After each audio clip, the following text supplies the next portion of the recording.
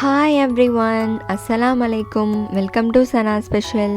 இன்றைக்கி சனா ஸ்பெஷலில் ஒரு டிஃப்ரெண்ட்டான ரெசிபி, ருசியான சிக்கன் ஹந்தி எப்படி செய்கிறதுன்னு பார்க்க போகிறோம். ஹந்தினா ஒன்றும் இல்லைங்க, ஒரு அகலமான கனமான பாத்திரம் தான் ஹந்தின்னு சொல்லுவாங்க. ஸோ வாங்க எப்படி செய்கிறதுன்னு பார்க்கலாம்.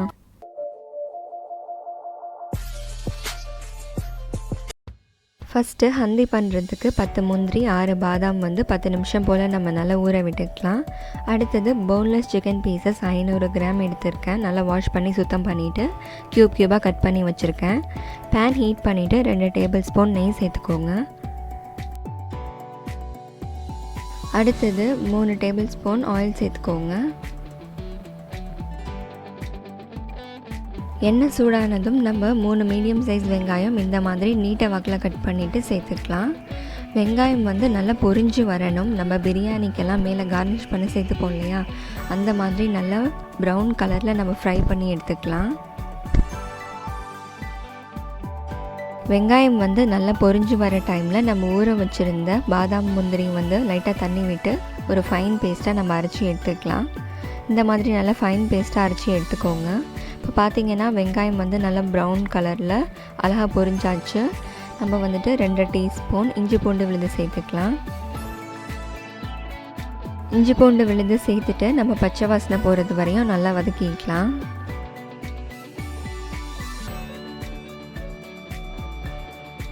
இப்போ பார்த்திங்கன்னா இஞ்சி பூண்டோட பச்சை வாசனைலாம் போயாச்சு. அடுத்தது 2 மீடியம் சைஸ் தக்காளி நல்லா பொடி பொடியாக கட் பண்ணி வச்சுருக்கிறேன். அதையும் நம்ம இப்போ சேர்த்துக்கலாம். அடுத்தது 3 பச்சை மிளகாய் நல்லா பொடி பொடியாக நறுக்கி வச்சுருக்கேன். அதையும் நம்ம இப்போ சேர்த்துக்கலாம்.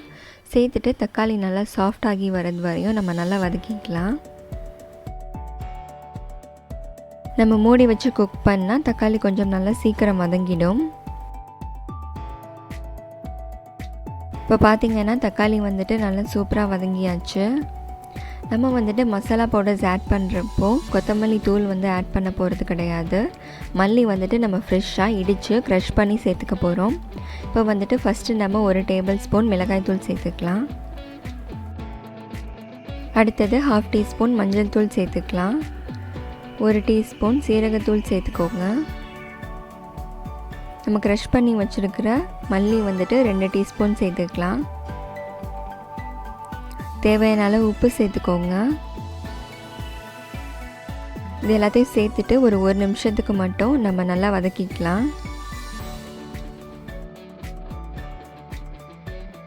இப்போ பார்த்திங்கன்னா நம்ம நல்லா வதக்கியாச்சு. மசாலாவோட பச்சை வாசனைலாம் போயாச்சு. இந்த ஸ்டேஜில் நம்ம சிக்கன் பீசஸ்லாம் ஆட் பண்ணிக்கலாம். உங்களுக்கு வேணும்னா நீங்கள் போன் உள்ள சிக்கன் பீசஸ் கூட யூஸ் பண்ணலாம். சிக்கன் பீசஸ் எல்லாம் சேர்த்துட்டு நம்ம மசாலாஸோடு நல்லா மிக்ஸ் பண்ணி விட்டுடலாம்.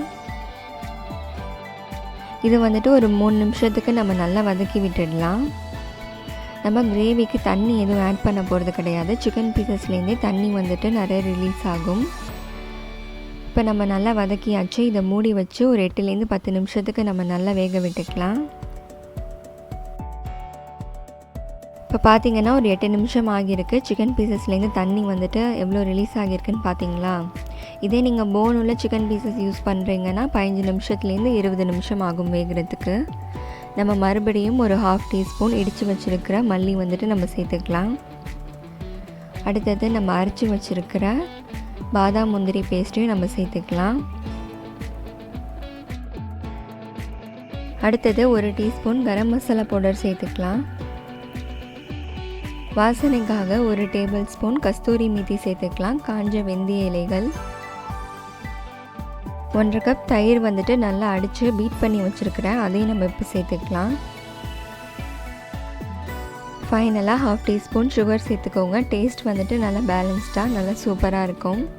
இதெல்லாத்தையும் சேர்த்துட்டு நம்ம நல்லா ஒரு மிக்ஸ் கொடுத்துக்கலாம்.